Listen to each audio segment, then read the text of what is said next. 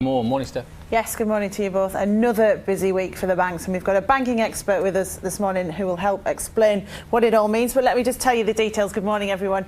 Yes, Paul Tucker will face the Treasury Select Committee later on today to explain what the Bank of England's knew and their role in the scandal that led to the resignation last week of Bob Diamond, the Chief Executive of Barclays. Well, the outgoing Chairman of Barclays, Marcus Aegis, will also be grilled by the MPs tomorrow.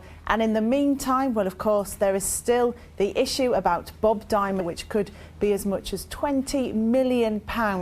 Well, joining me now about his pay. Is there anything that can be done about it? Because there's a lot of contractual obligations in this, aren't there? Complicated, isn't it? When you're talking about the pay, it's not just, here you go, here's a pot of cash. And what they're connected to in the business. He thinks that the Barclays directors should limit pay for the directors. But the government don't really have a say in this, do they?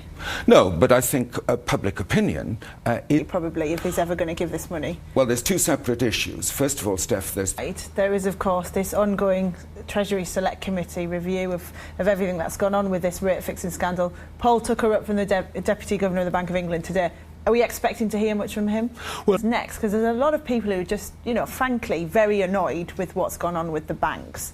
And where will it go next? You hear about these reviews, these committees, but what will actually happen? Will we see any change? Well, I think the important thing is whether we can manage to be more than indignant, because you're indignant, I'm indignant, your viewers are indignant about Bob Diamond, but that will be something that we will no doubt keep our eyes and ears open for. Thank you very much for your time this morning. For now, back to you both. Steph, thanks very much.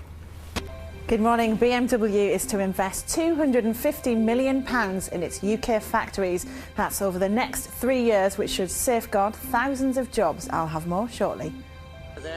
The details, what did they said this morning, Steph? Yes, good morning to you both. It's great news for the car industry, this, and yet another story of more investment in the UK. What BMW are saying is it will go to 3 of their plants in the UK. They've got one in Oxford, they've got a steels pressing plant in Swindon, and also they've got an engine plant in Hamshall, which is near Birmingham.